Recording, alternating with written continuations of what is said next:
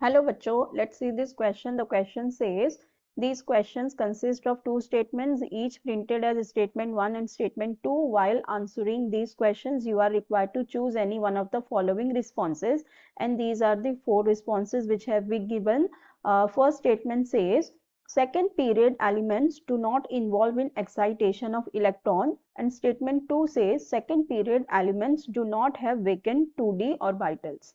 सो देखो हमारे पास यहाँ तो दो स्टेटमेंट दी हुई है। हम पहले स्टेटमेंट 1 की बात करते हैं। तो इसमें हमें ये कह रहा है कि सेकंड पीरियड के जो एलिमेंट होते हैं दे do not involve in excitation of electron. ठीक है, सो हमारे पास हमें बात करनी है सेकंड पीरियड के एलिमेंट की। ठीक है, सेकंड पीरियड के एलिमेंट की बात करनी है।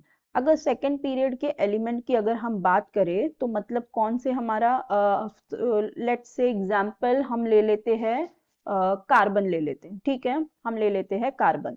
अब कार्बन की हम बात कर रहे हैं तो ये कह रहा है कि second period elements do not involve in excitation of electron. ठीक है, तो हम लेते हैं एग्जांपल हमारा मीथेन। ठीक है, अगर हम मीथेन की बात करें तो मीथेन में हमारे पास कार्बन है जो सेकंड पीरियड का रहेगा। तो इसका इलेक्ट्रॉनिक कॉन्फ़िगरेशन क्या है, 1s2 2s2 एंड 2p2। ठीक है, यहाँ पे है 1s2 2s2 2p2 है। अब यहाँ पे क्या होगा, अगर हम इसका ग्राउंड स्टेट में देखें तो यहाँ पे क्या आ जाएंगे, दो s के ऑर्बिटल आ जाएंगे और होंगे हमारे पास 2p के ऑर्बिटल। ठीक है, इस तरह से होगा हमारा इसका ग्राउंड स्टेट।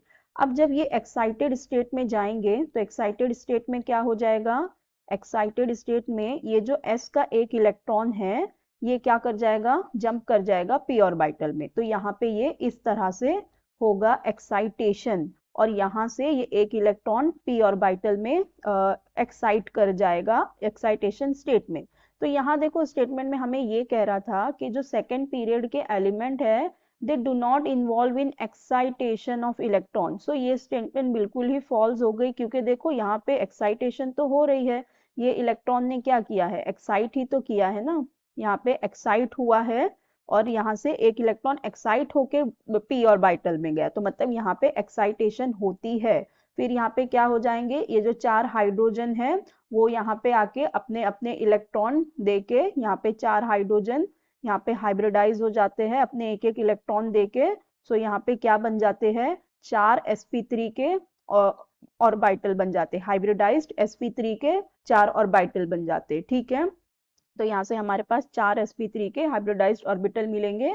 ये हो रही है sp3 हाइब्रिडाइजेशन। तो यहाँ पे इसका ये मतलब हुआ कि जो सेकंड पीरियड के एलिमेंट्स है वो एक्साइटेशन ऑफ इलेक्ट्रॉन को इन्वॉल्व करते हैं। तो ये हमारी फर्स्ट वाली स्टेटमेंट बिल्कुल ही रॉन्ग है।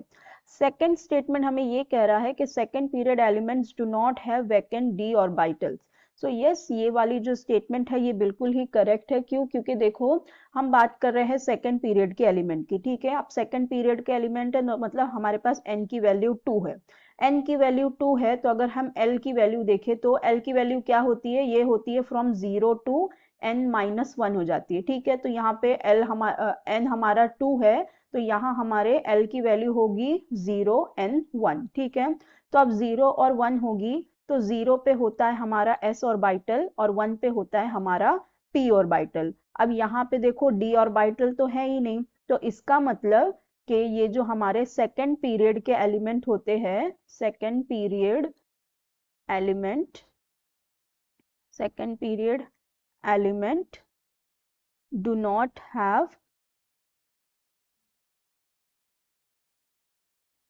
d orbital, vacant d orbital और d ऑर्बिटल्स। तो यहाँ पे वैकेंट d ऑर्बिटल्स नहीं होते हैं। यहाँ भी देखो जब हमने देखा तो यहाँ पे हमारे पास 2s और 2p ही है, यहाँ पे d ऑर्बिटल नहीं होते हैं।